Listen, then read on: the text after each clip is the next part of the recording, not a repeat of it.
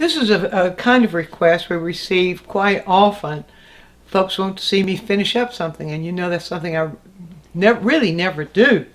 This person says, would you please show us how should we refine a picture after blocking in the major shapes? Well, you're going to see a rarity now.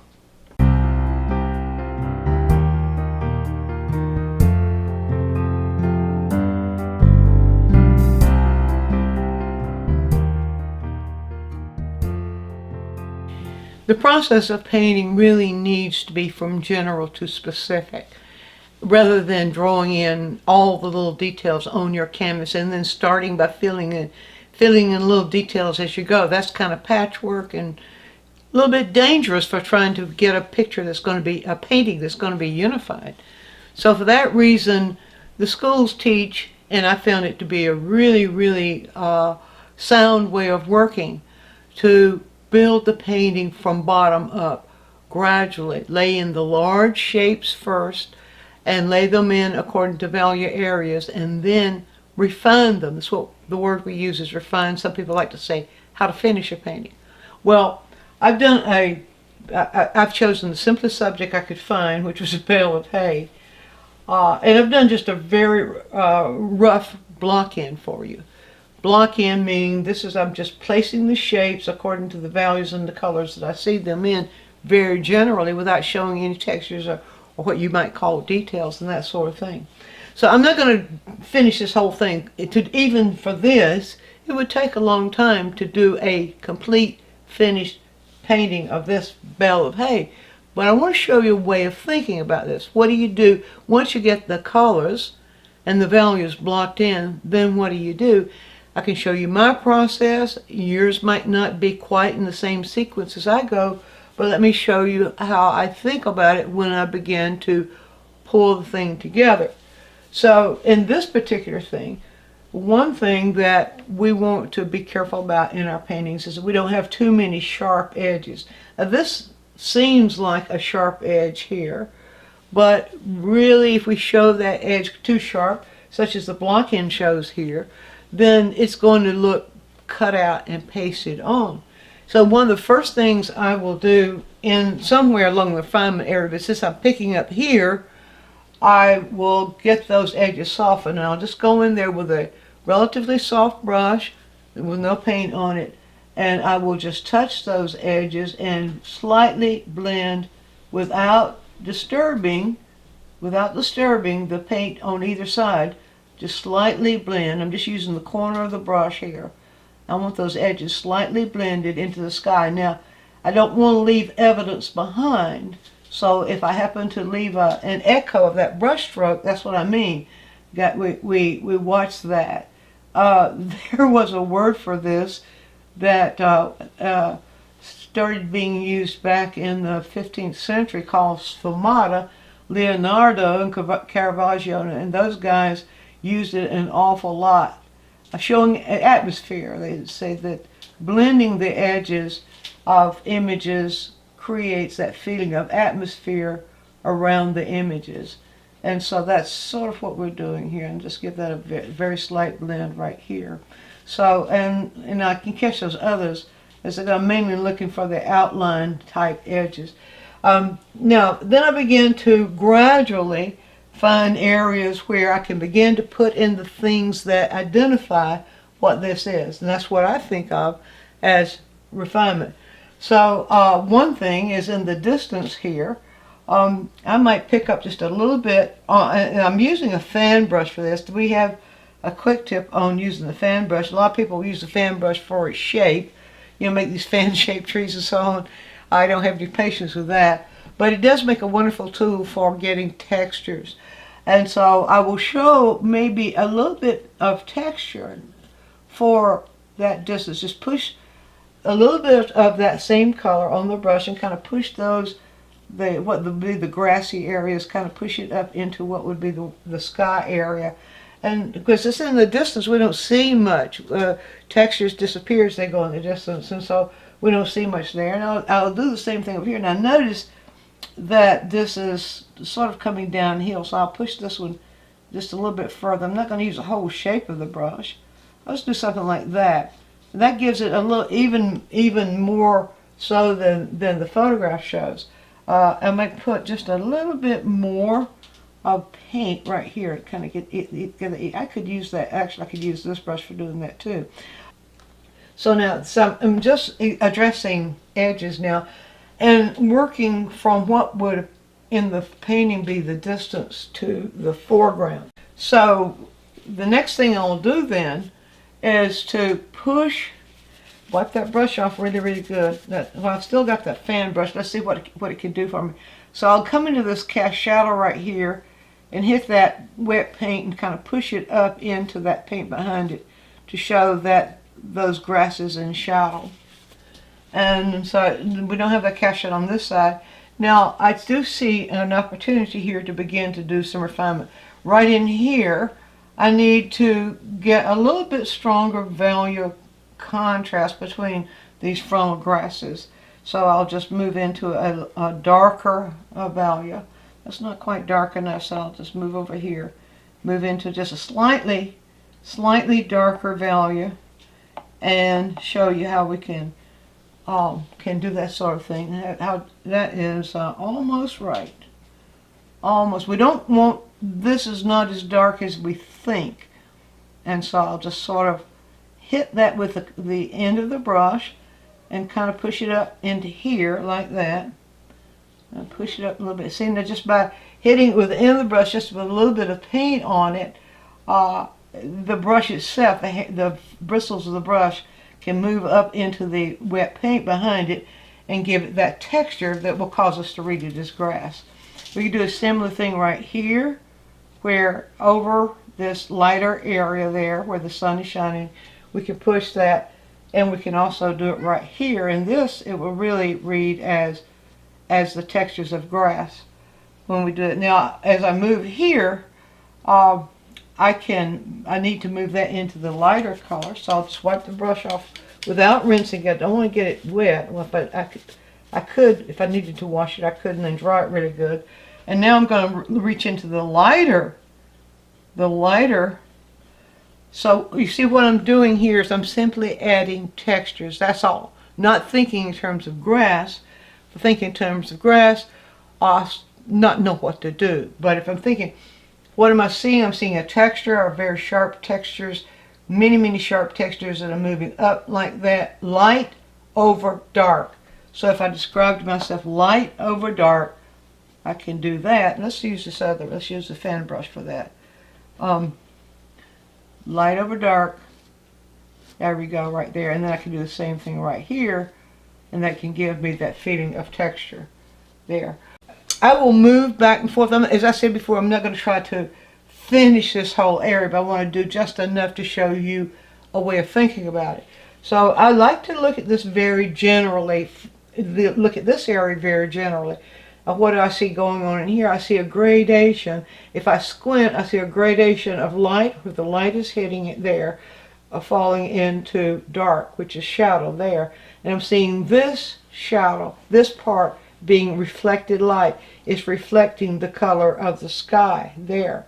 And so what I can do then, right in here, is I can, using the same fan brush, I can pick up the color of that sky, the color I used for creating the area of the sky. Of course, you can see this is all still just very rough. I'm not going to do anything else in the sky. Now I can just take the portion of that brush and move the brush in the same direction that I see that moving, which is important. So you look for the movement that you see in an area. You look for the movement, and then you ask yourself, what brush stroke do I know that will give me that? And you can find that out by doing a lot of practice with the brush. Now we do have some quick tips on brush strokes that explore that idea of what brush stroke do you see? What is that brush stroke doing?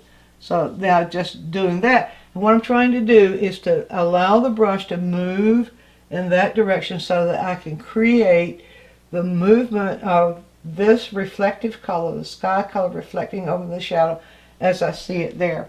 And I gradually then pick up the colors that I see, the little bitty colors that I see inside. In some cases, you can just pull one color into the other like this, back and forth like that, and get that area blended. Now, I like paintings to be slightly underdefined, and so I might not do any more of that, but what I do see right here is I see something called an occlusion shadow. That's that deep, deep dark shadow that closes the dark out. And it's in every painting you'll see, it's the darkest part of that painting. And so what I'll do then, I'll go into these darkest versions of the colors that I use there. In this case, those two would be the ultramarine blue mixed with transparent oxide red. But it could be any dark that falls into this color range. And so what I'll do now, I was a little bit previous in those grasses, and sometimes we'll do that. I'm going to start right in here, and I'm just going to give that occlusion shadow. You see how much depth just that one stroke gave that area just by having that darker value of contrast. I always save these until last. I think it's a good idea to save occlusion shadows to last and go very sparingly with them. It doesn't require much at all to get that depth that an occlusion shadow can give us. We can get just a tiny bit more to kind of just work the tip of the brush. A lot of times the tip of the brush can give us just a little bit right there, a little bit like that. A lot of times the tip of the brush can give us exactly what we need. Just a little bit, not much touching, not much struggling with it all at all. The refinement part, in my experience, should be done relatively slowly. I tend to paint relatively fast when I'm blocking in because I want all that motion and energy in there. But most of the refinement tends to be slower in motion. You have to be careful, because if you get too slow in motion, then you tend to stifle the painting, take the energy out of the painting, and we don't want that. And so these are textures in here. What we're seeing right in there are textures. And textures are caused by tiny, tiny little value contrast. So what I want to do first there in those texture areas is throwing a little bit more value contrast than I put in the block in. And I'm just going to do a section of that to give you an idea of how we can work those textures. So I'll go just a little bit darker. I'll go move into the darker color here, lighten it up. What value do I need there of that particular hue, that particular color? What value do I need? Do I need it that dark? Let's see if I do. That is not bad for the value because it's mixing with the paint underneath it. But it's a little, it's leans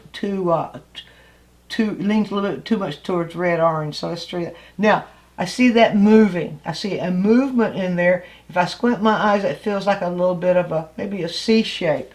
So what I say, if I say C shape to myself, I'll just make a C shape like that. And it doesn't have to be an exact replica of what I'm seeing, but this movement is going to help give that the rhythm that we see that identifies it as a bale of hay. And so I'll just do a little bit of that. Be careful, I don't put too much on there. Keep that. That's called scomble, when one color falls over another. Scomble should happen at this stage in any painting. If usually, I should not make rules like that, but usually scomble doesn't happen during a block-in. Scomble is something that we do as we're bringing a painting to a finish, and it serves many purposes, so I won't try to define all those purposes. Now, what I'm seeing here is I'm seeing light, dark, light, dark, light, dark, many, many strokes of light, dark, light, dark, light, dark, and they're moving in many directions. And I'm seeing that light, I see that light change color in some places. So I think maybe I'm going to move back to the fan brush for that. And now here's a very important thing for putting textures in. If you have to rinse a brush, and many times we do to keep the colors clean, then it's very important that you just dry the dickens out of the brush. That I wouldn't advise doing like some PV painters we've seen that will take all that solvent and flip it over something and have it flying in the air. That's not good for your health. So but get it very, very dry with paper towel like that. And you can't get that too dry. That feels dry enough. Now, we have here, describe to yourself what you see. It's not hay we see. We see tiny, tiny little marks of light and tiny, tiny little marks of dark. We see the larger ones underneath there. Now, I've already made some larger ones underneath, and so now I'm going to go for the lighter value ones. And let's see, I might even go in with a palette knife to get that. So the lighter value, and how light is that value? So this is a good way to find that out. And I see they seem to be leaning a little bit more towards the red-violet color. And so I'll just maybe make that just a little bit lighter right there. And let's see, that looks like a good light right there. And what's happening down there is getting a little bit more orange. So you describe to yourself the colors that you're seeing and the values that you're seeing. Because remember, here in Refinement, we're seeing small stuff. We've already built the large stuff, and now we're seeing small stuff. And see that's too yellow. So I wouldn't use that. I bring a little bit of this red violet into that. And see, that's closer to the light I'm seeing. All right, a lot of times you'll spend a lot more time mixing than you do actually putting the paint on. So I'm going to load just the tip of pushing the fan brush into that, just a little bit on the tip. I'm just going to give, first of all, a little swipe on the, I kind of underdid it that time, a little bit more paint than that. And I want to just move the brush so I put just a little bit of paint on there in a movement that gives it that texture I'm seeing there. A little bit more right here. There we go. A little bit more right here. And I'm following the movement and the shape that I'm seeing here. A little bit more here. A little bit more here. And now I'm beginning to see something of the same character I'm seeing there. A little bit more here. That one is a wider stroke. So I see that as a wider brush stroke, not as hay. You start seeing it as hay, it doesn't give you any information of what you should do. I kind of created something there. I might just capitalize on that. Let's have a little bit stronger light than I'm actually seeing there. Sometimes the brush tip does things for us that we just say thank you for. Give that a little bit more blended, take a little bit more subtle than what we've got there. Now see just a tiny bit more of the value conscious. And see there's that red cord popping out there. I don't think I want that in there. So we make decisions about what to put in and what to leave out. I want to be a little bit more, I want this edge to be a little bit, so I'll go right inside with a darker color here and make that a little bit more textured and have a little bit more color on the edge. And you can see there that everything I do, if I get my information here, describe to myself what am I seeing in terms of color, what kind of brush stroke, what kind of line, what's it doing, in what direction is it moving. And when you can learn to say, to identify what's happening here as a brush mark, that is your best friend. And you do that by practicing brush marks to seeing what brush marks will do. So brush mark there, I'm seeing brush marks going actually in different directions there. Kind of little stray marks. And we've got little stray marks with the brush, you can kind of let the brush kind of just roll around and stray a little bit. So I'll do a little bit more down here. And this ends up being repetitive. Get the information here, put it here. Never call it what you know it to be. Never call it hay, grass, sky. Don't even call it shadow. Call it by its what hue, what color, what value. When I say color, I mean hue. How neutralized is it? That's saturation or intensity. What's the value of it? How light or how dark? Describe those things to yourself. And describe, if you squint, you'll see the average. You'll see what you need to do underneath it. And then you open your eyes, you see the texture. You see what needs to happen on top of it. So you build that. So now I can take that same light color on the brush and I can begin to build this texture that we call grasses. We would call grasses in front. And get that a little bit more specific, and get that a little lighter and a little bit more specific. And if I start at the back and build forward of grasses or that sort of thing, then I'm able to show it more like we're seeing it if we were there. We'd always see things in front overlapping things that are in the rear. So that, let's see, this is the sort of thing I can go now, repeating that same process over and over again. I may go on for another 30 minutes or an hour doing that same sort of thing, and I can bring this, by doing that, I can bring this to the point that I want to describe it.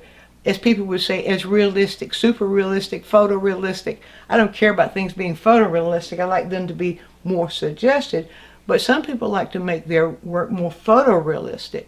And so it's your choice. You're the artist. You decide which direction you want and exactly how you want your painting to interpret what you're looking at. But I hope if you just not try to imitate what I was doing, but follow those procedural steps where you start very general and work to more specific, then you can bring any painting you do to just the finish you want it to be. Be sure to view all of our quick tips. And while you're doing so, subscribe to the channel, click on the bell so you'll always get a notice when we produce a new quick tip, which is every week. And if you have a question, leave it in the comments section and we'll make a quick tip for you. Also, take a trip over to DianneMize.com where I have full-length lessons, downloads, DVDs, lots of other stuff there, some free stuff for you. And while you're there, you can subscribe to the newsletter, and that way you'll always be informed every time we do something new.